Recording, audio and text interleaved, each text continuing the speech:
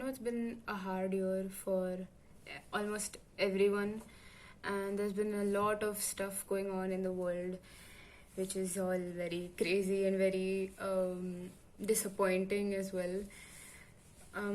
But I think I don't remember the context of this thought. I think I was just watching news about something, and then I was just getting into this very frustrated mindset, and I wrote it all down on notes on my phone. But basically, I was just thinking about how this year I've noticed more than any other year that people really try to impose their own thoughts and beliefs onto other people without even listening to them first. And this for me is very frustrating because just because I have a specific thought or a belief and you have opposing thoughts and beliefs doesn't mean that one of us is wrong and the other is right. And I think that kind of mindset of which opinion is more right or which opinion is more superior, I think that gives rise to insulting people as well. For example, if I'm trying to create awareness about an issue like feminism and I insult someone who doesn't think that feminism is a very valid and very important movement, then how am it seems very pointless, because how am I going to make a change? How am I going to make this person understand what I'm trying to tell them without even trying to understand them first? The only way someone can change is if they themselves question their own beliefs and their own values.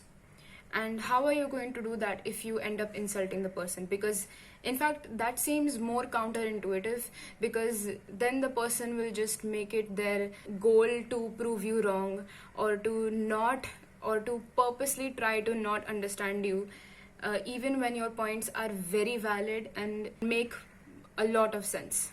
And also sometimes it's very much possible that you have tried your best to create awareness about something and this person is just not willing to budge and is not willing to even try to understand you. And I think the best thing you can do in this case is just let it go and move on to somebody else who might understand you, or somebody else who doesn't even know that this is a problem that exists. Because you can't change people, you can only ask them to try to understand you and ask them to question themselves. Now, I think it's also very important to understand that it's possible that we are the ones who are wrong, and that it's very easy to be stubborn because it's scary and very vulnerable to let go of your beliefs and try to find new ones. And you might feel that if you lose these values, then who are you? All of us are very much defined by what we value and what we believe in.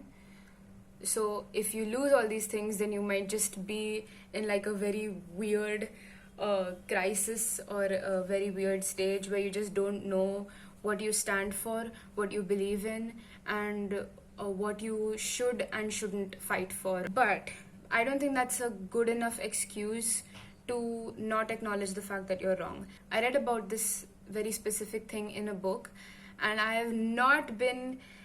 have been thinking about it ever since. And whatever happens in my life, that it keeps coming back because it's so relevant and so prevalent everywhere that I end up thinking about it all the time.